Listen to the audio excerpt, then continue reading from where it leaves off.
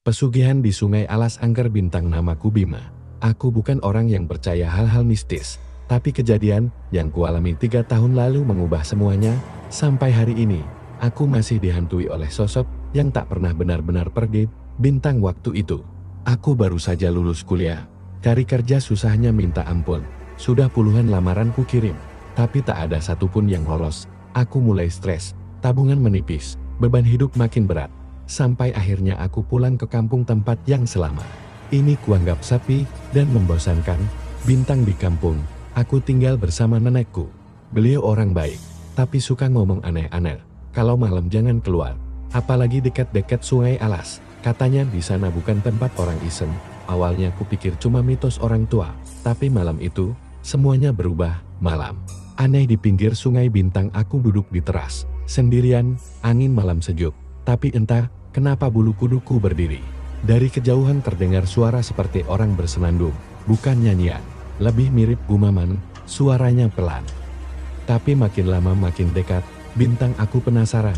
Aku jalan pelan-pelan ke arah suara itu, dan entah kenapa, kakiku membawaku ke arah Sungai Alas. Sungai itu tampak gelap, kabut tipis menggantung di atas air.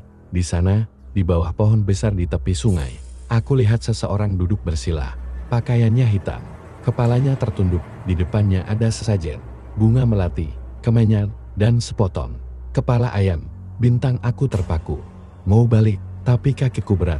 Orang itu tiba-tiba mendongak, matanya merah, senyumnya bukan senyum manusia. Bintang, datang juga kau? Bisiknya.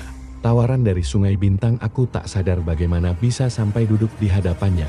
Ia mulai bicara panjang lebar tentang kekayaan, tentang kekuatan, tentang bagaimana semua itu bisa kudapat asal aku bersedia satu hal. Bintang, menyerahkan bayaran. Bintang, apa bayaran itu? Tanyaku dengan suara bergetar. Bintang, dia tak jawab, hanya tertawa kecil. Tawa yang masih terdengar di kepalaku sampai sekarang. Malam Jumat depan, kembali ke sini.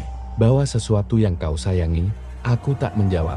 Pulang dalam keadaan linglung, dan malam-malam setelahnya, aneh, aku mulai mimpi buruk. Mimpi yang sama berulang kali. Di mimpiku, aku berdiri di tengah sungai. Tanganku berlumuran darah. Di sekelilingku, suara tawa ramai. Tapi tak ada satupun orang terlihat. Kembali ke Sungai Bintang, entah karena nekat, stres, atau sudah tak waras. Malam Jumat itu, aku kembali ke sungai. Kali ini, aku membawa boneka kecil milik adikku. Boneka itu dulu sering kami rebutkan waktu kecil. Itu benda terakhir yang membuatku merasa punya masa kecil yang bahagia. Bintang, sesampainya di sana, dia sudah menunggu. Ia tak berkata sepatah kata pun, hanya menatapku, lalu menghilang begitu saja setelah aku meletakkan boneka itu di atas sesajen. Bintang, besoknya, hidupku berubah. Bintang, tiba-tiba ada orang yang menawarkan kerja. Gajinya 2 digit. Lalu usahaku berkembang cepat. Duit datang dari mana-mana, hidupku nyaman. Tapi Bintang, harga yang harus dibayar Bintang 6 bulan. Setelah itu, adikku meninggal. Katanya kecelakaan, tapi aku tahu itu bukan kecelakaan. Bintang, setiap malam aku mulai dengar suara-suara. Ada yang menangis di pojok kamar. Kadang kulihat bayangan kecil berdiri di depan tempat tidurku. Bintang, dan suatu malam, aku lihat boneka itu ada di pojok kamar. Padahal boneka itu sudah kubuang waktu adikku meninggal. Bintang, aku coba bakar boneka itu kembali.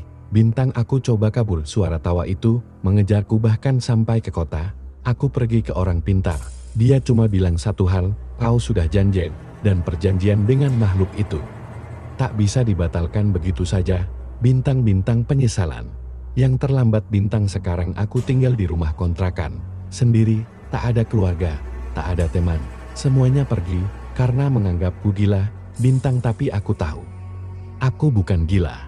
Aku cuma dihantui oleh kesepakatan yang tak pernah kupahami sepenuhnya.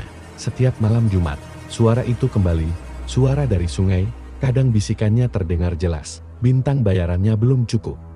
Bintang, dan aku tahu waktuku sudah tak lama. Bintang, kalau kalian pernah dengar cerita tentang pesugihan di Sungai Angker, jangan pernah coba-coba, bahkan mendekatinya pun jangan, karena begitu kau dengar bisikannya, hidupmu tak akan pernah sama lagi. Bintang, penutup. Bintang, kalau kalian masih menganggap ini hanya cerita bohong, silakan. Tapi satu pesan dariku, Bintang, jangan pernah menukar sesuatu yang kau cintai demi sesuatu yang sementara, Bintang, karena ketika waktunya tiba, semua yang kau miliki akan diminta kembali, bahkan lebih.